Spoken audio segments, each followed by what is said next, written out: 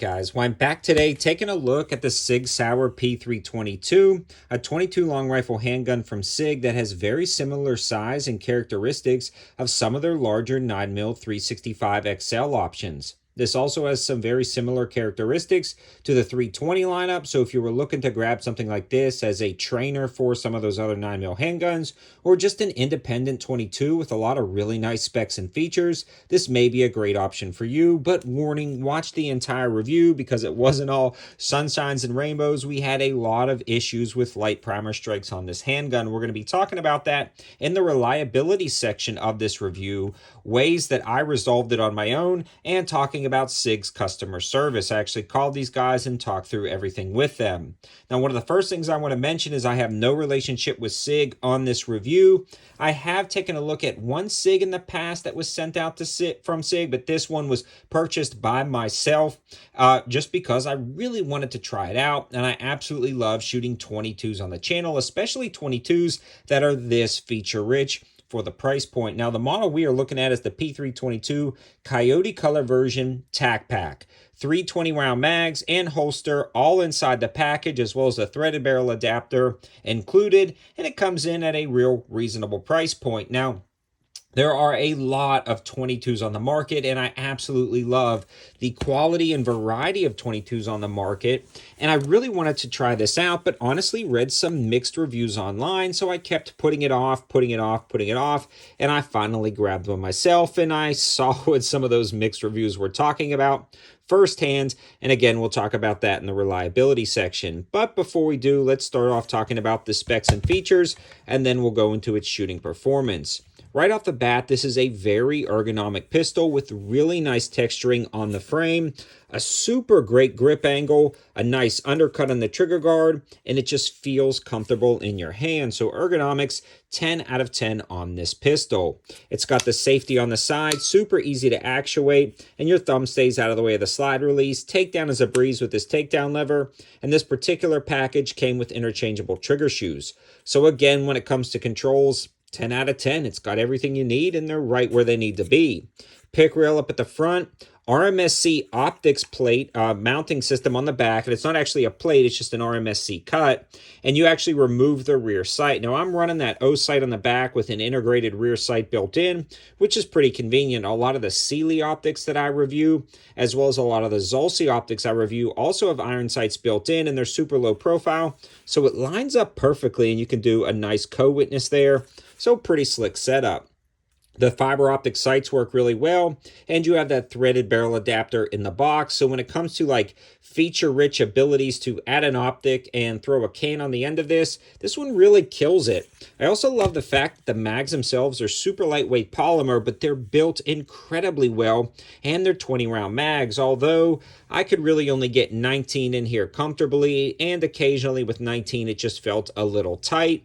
They also make different size mags, but this Tac Pack came with 3 of them, and I like them. They're super lightweight, they work out great, and I'm surprised more companies aren't doing really large mags like this, although don't worry YouTube, this is fully within the rules, do not demonetize me, but these worked out pretty good. It also came with a holster, and I love the holster because it just slides right in, really nice holster. You can actually put a micro can on the end of it and still use the holster, which I thought was pretty cool.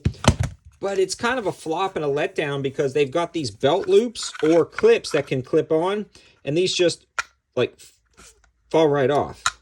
I don't know what that's about.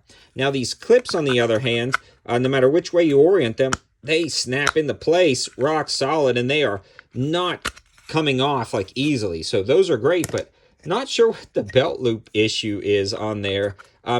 They kind of snap on, but then just pop right off. So not a huge fan of that. I wish the holster just came with normal clips attached, and then I would actually use it. But I can't, but that's neither here nor there.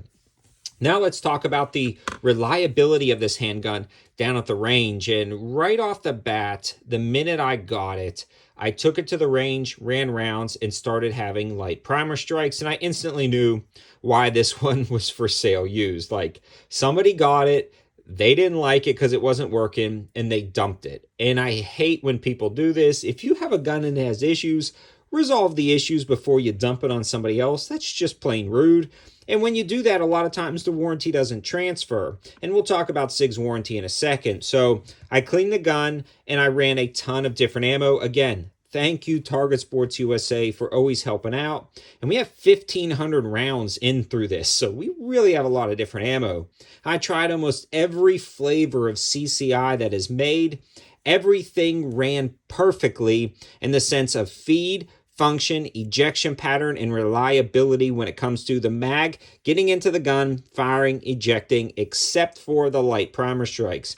The light primer strikes were present on every single type of CCI that I tried, and a lot of times with the better CCI, I could go through a mag or two and only have one light primer strike out of every 50 rounds. But one or two light primer strikes out of every 50 rounds, that's still really bad in my opinion. The other thing is I would pick up the rounds with the light primer strikes, drop them back into the handgun, and then they would fire. So they were very light primer strikes on a lot of those rounds. Switching to bulk pack ammo, I saw 3 to 4 light primer strikes per magazine with certain types of ammo, so I knew it was definitely a gun issue because, again, I would pick those rounds up. They weren't bad rounds. I'd put them back in the gun, and they would fire. So, again, it was an issue with the firing pin. But, again, it was 100% functional in all other aspects with that ammo. So it wasn't very ammo sensitive when it comes to the reliability or function of a handgun, meaning the slide would lock back most of the time. Now, occasionally with the can attached, it wouldn't lock back on some of the weaker ammo, and I'm not holding that against the gun at all. It's just sometimes a little 22 is underpowered than other 22s. There's more versatility or variety in 22's manufacturing process. I added the optic on, added a can, and again, the reliability was 100% functional, like no issues whatsoever, even with the added weight or can on the end when it comes to firing, except for light primer strikes. There was no change in the amount of light primer strikes when I added the optic or can. It just remained constant of 1 every 2 or 3 mags with CCI, and about 1 to 2 to 3 every mag with certain types of ammo. So you were never getting through 3 mags ever without at least 1 light primer strike, no matter what ammo you used. I did some research, checked the forums, and everybody was experiencing this.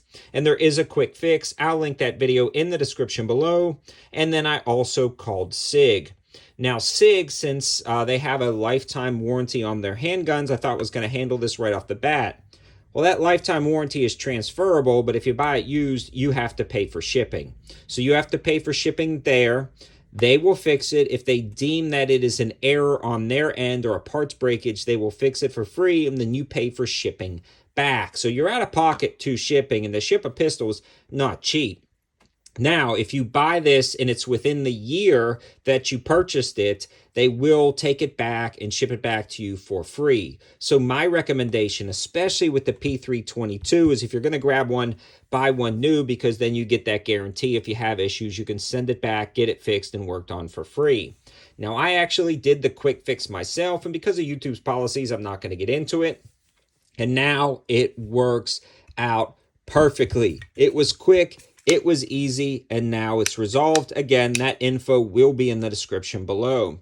Now, since then, I've run a lot of rounds through it without a single light primer strike. It was so simple to resolve. I feel like SIG should be doing this from the factory, yet I keep reading reviews time and time again about them either working like a champ or having an insane amount of light primer strikes. So it's out there. SIG knows about it, or at least they should know about it, and they were willing to fix it. I just had to pay for shipping. I personally opted for the quick free fix, and that was just me. I can't recommend that. I actually recommend just sending it back to SIG because they know what they're doing.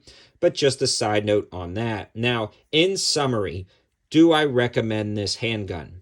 Yes and no. I love it. It's ergonomic. It runs great, minus the light primer strike issue. Great trigger. Great reliability when it comes to actual functioning with a wide variety of ammo. Great ability to add an optic and suppressor, and it's just fun and quiet down at the range with a can. I mean, it's just a blast to shoot. The 20-round capacity is really awesome. The safety is a nice touch for like a backpacking gun or something like that where you may be stowing off body.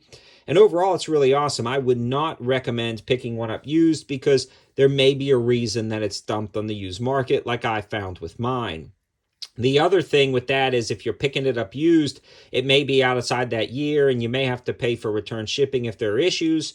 So for me personally, I would just try to find it for a good deal new, and then you don't have to worry about that. If you get it, SIG's going to resolve it, and then they're going to send it back. So no harm, no foul if you're going to grab one new, and that's what I would personally recommend for this handgun. But let me know your thoughts in the comment section below. Have you grabbed one of these? Have you experienced issues? I'd really like to hear your thoughts from my own personal audience, and also let me know if you like blasting with 22 handguns. It's one of my favorite things to do. Again, 1,500 rounds through here, cleaned it twice during that process, and the only issues I had were the light primer strikes. Again, one more time, thank you, Target Sports USA. Have a good one.